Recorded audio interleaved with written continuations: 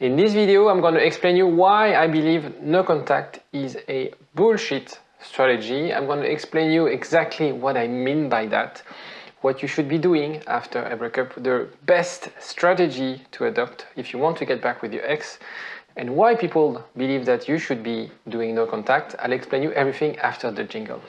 igetmyexback.com. Everyone deserves a second chance. So why is it the number one tip that you can see online? It's very simple. You've tried already what I call the gut feel approach to get back with your ex. You beg them, you try to talk them out, try to convince them.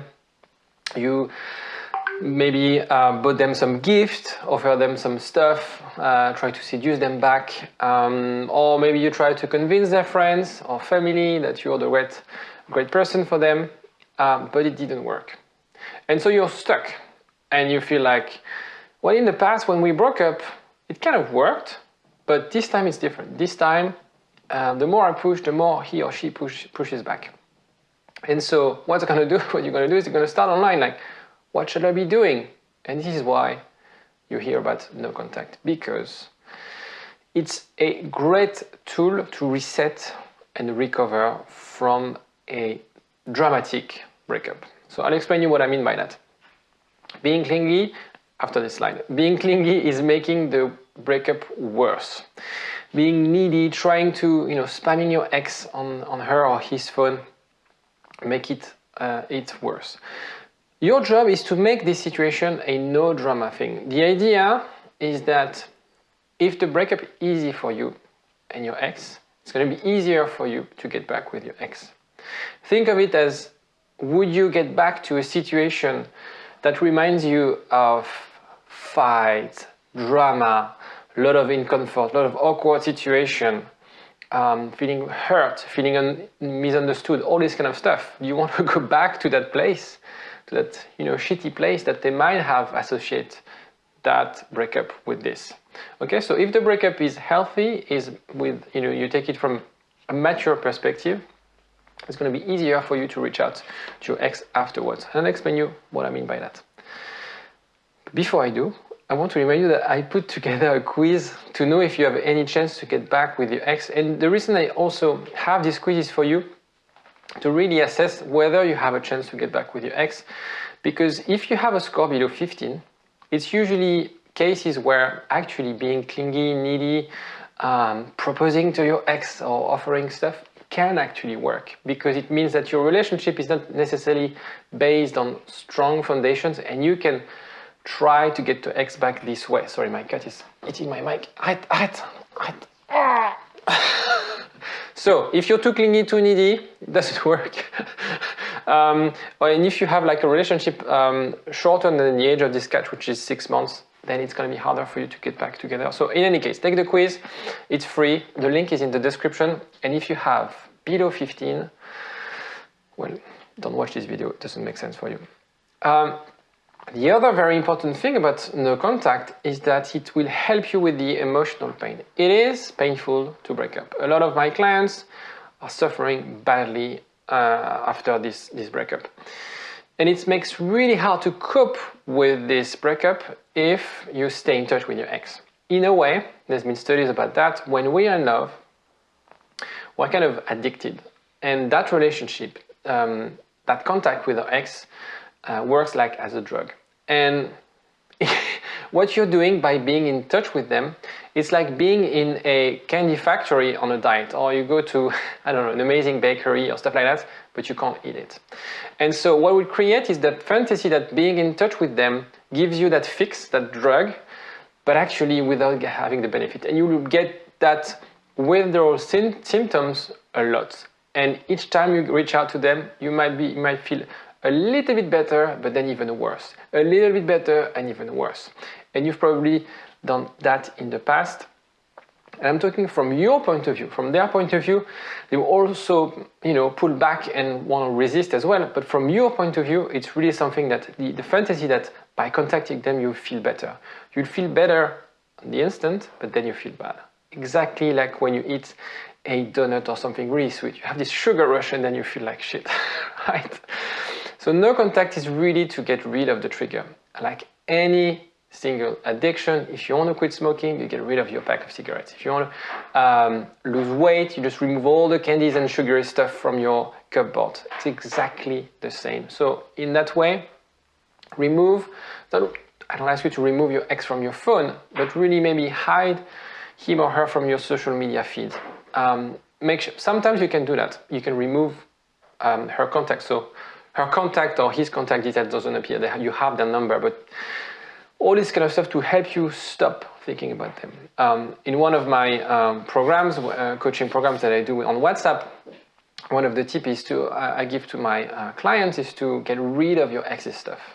Because anytime you see a picture, and that's why social media is so hard, because we can be bombarded by notification of our ex's pictures without us looking for it. But if you have pictures of your ex, things that belong to your ex, that will bring you back to this. And it's going to be very unhealthy. So, the other advantage of bullshit, of no contact, is that it provides space for you to reflect. So, a relationship is about 30 hours per week that you invest with your partner. So now that you're single, you have 30 hours of a week you can dedicate on yourself. And I think a lot of people who are watching my videos, they are not really selfish people, and they're like, yeah, but what should I do? I'm not used to taking care of myself. I used to be with my partner, doing stuff together, building something together, and now I'm on my own. So sometimes you have to learn this skill of taking care of yourself. I mean, you weren't born in a couple, so you should know how to be single. But anyway, and you can hear a lot of tips online about going to the gym, taking care of yourself. Of course, they are great tips. Would that help you to feel better and heal? Well, it's not really the point. It will help you distract yourself from that breakup. And in that effect, this is really helpful. But in terms of healing, in terms of feeling better, it's more about having the right social support, having someone you can talk to. Could be friends, could be a counselor like myself, could be a community, and that's why I created some WhatsApp community, WhatsApp groups for people to just talk to each other, like-minded people, without judging, without criticizing. Obviously, they don't know each other, so in a way, we feel freer to share our stories. And the interactions on those groups are amazing. So if you want to join one of those groups, there's a link as well in the description. Have a look. It's totally free for now. I will probably do a membership thing with a lot of bonus and stuff. So have a look and register your interest in the description. And why I say it's bullshit, because I started by saying this is bullshit, and I've only listed benefits from this strategy.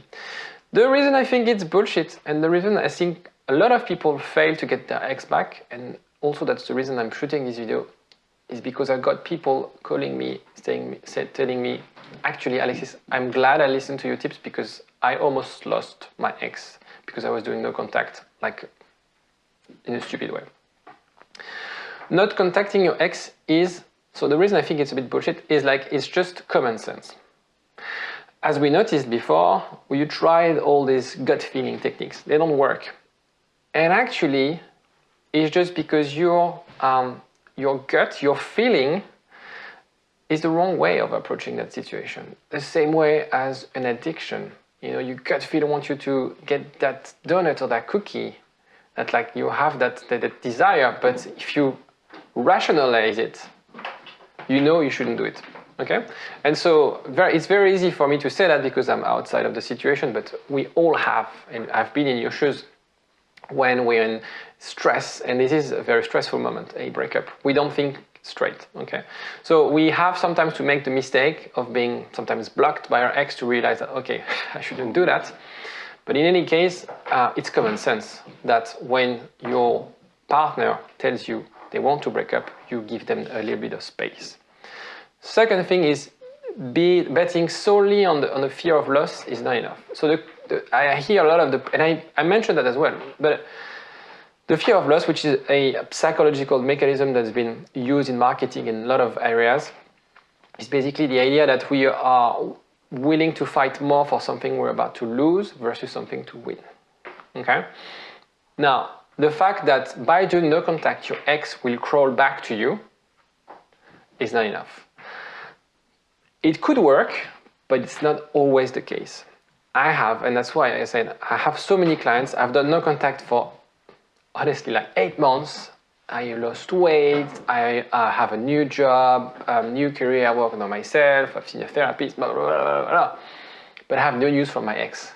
And I'm like, why have you waited 8 months to reach out? Maybe she or he, usually she, expected a little sign from you. By you not contacting them, they could perceive this as, yeah, so they gave me that space, but they really didn't give a fuck. So yeah, the breakup was no drama. Well, I was kind of hurt that he didn't chase me, and then I thought he would reach out just to see how I've been. But because he didn't, well, this guy is dead to me. So really be careful about that, because you can enter in really dangerous zone. It's really about balance. Break no contact too early and you'll be annoying them. Do not break, you don't break no contact, or you break no contact after a year, something like that.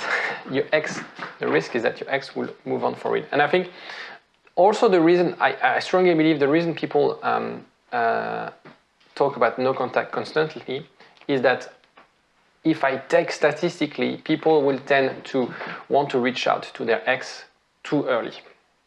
They think like, I haven't talked to them for 2 weeks. Of course she's going to find someone. Of course she's going to date someone. She's going to forget me. Okay, and we have this belief, again, that addiction. And that's why I think a lot of people have to be reminded that no, you should do no contact. But it doesn't need to be months and months. So can I give you a rule of how long should be no contact? No. And the reason is that your case is unique. Your situation is unique. The dynamic of your relationship is unique. Depends on your age, how you broke up, the reasons. There's so many criteria. So I can't give you an idea. What I would say is that 2 weeks, 3 weeks, 4 weeks is a minimum. Is a minimum for you to reset. Then, of course, if you wait more than 6 months, you leave the opportunity for your ex to really move on and find someone. And it is harder for them, for you to get back together. So, my point is, if you're not sure what you want to do, of course you can ask on the WhatsApp group and ask people, the community, use the collective intelligence to get an answer for you. Or you can give me a call. There's a link as well to get in touch with me. Don't hesitate. It's free. I love to interact with you guys face to face. I have about 10 of those calls per week just to get to know you. And yeah, I hope to hear from you. If you like the video, don't forget to click on the like button. I know you guys who are following my channel are, I don't know if you're smarter than others, but you are more critical.